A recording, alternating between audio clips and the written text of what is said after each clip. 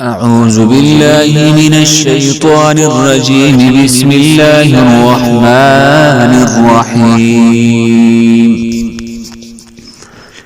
الرحمن علم القرآن خلق الإنسان علمه البيان. الشمس والقمر بحسبان والنجم والشجر يسجدان. والسماء رفعها ووضع الميزان ألا تطغوا في الميزان وأقيموا الوزن بالقسط ولا تخسروا الميزان والأرض وضعها للأنام فيها فاكهة والنخل ذات الأكمام والحب ذو العصف والريحان فبأي آلاء ربكما تكذبان.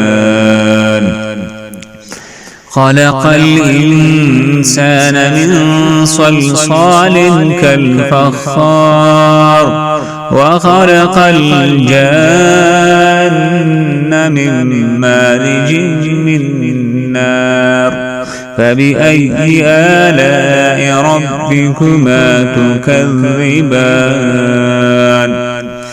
رب المشرقين ورب المغربين فبأي آلاء ربكما تكذبان. مرج البحرين يلتقيان بينهما برزخ لا يبغيان فبأي آلاء ربكما تكذبان. يخرج منهما اللؤلؤ والمرجان فبأي آلاء ربكما تكذبان. وله الجوار المنشآت في البحر كالأعلام فبأي آلاء ربكما تكذبان.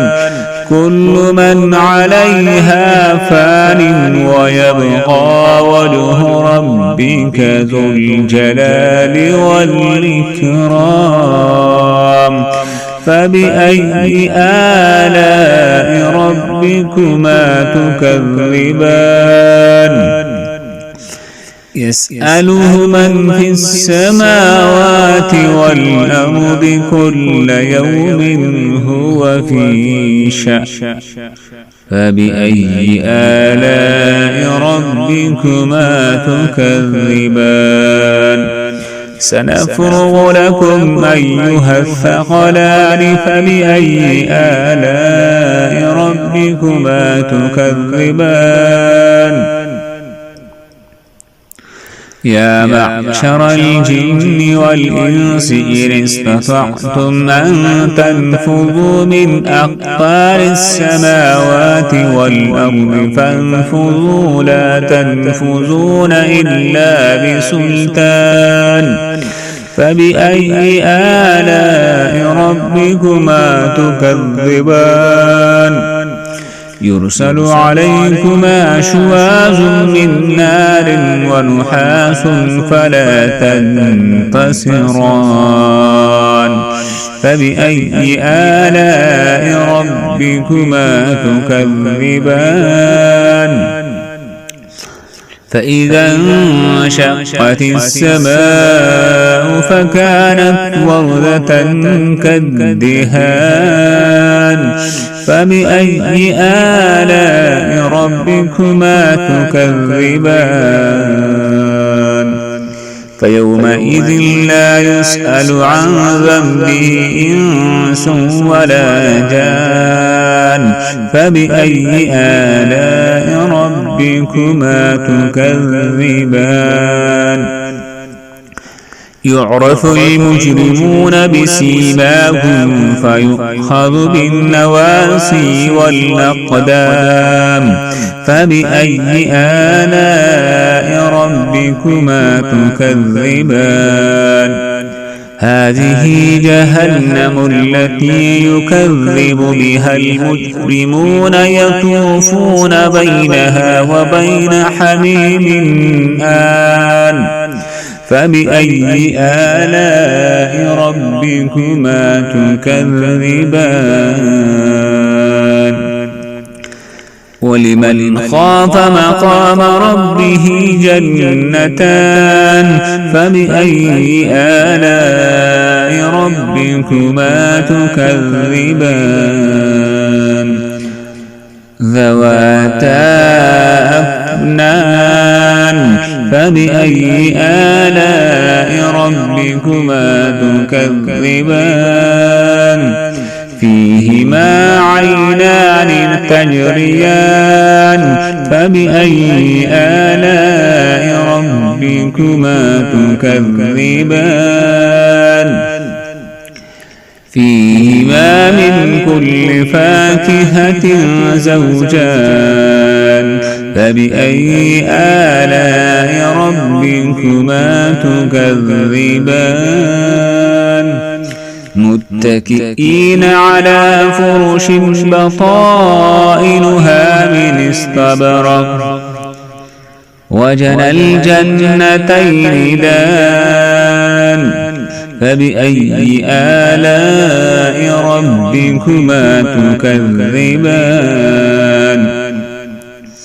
فيهن قاصرات الطرف لم يطمثهن إنس وقبلهم ولا جان فبأي آلاء ربكما تكذبان كأنهن الياقوت والمرجان فبأي آلاء ربكما تكذبان هل جزاء الإحسان إلا الإحسان فبأي آلاء ربكما تكذبان ومن دونهما جنتان فبأي آلاء ربكما تكذبان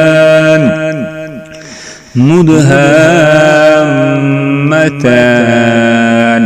فبأي آلاء ربكما تكذبان فيهما عينان نضاختان فبأي آلاء ربكما تكذبان فيهما فاكهة ونخل ورمان فبأي آلاء ربكما تكذبان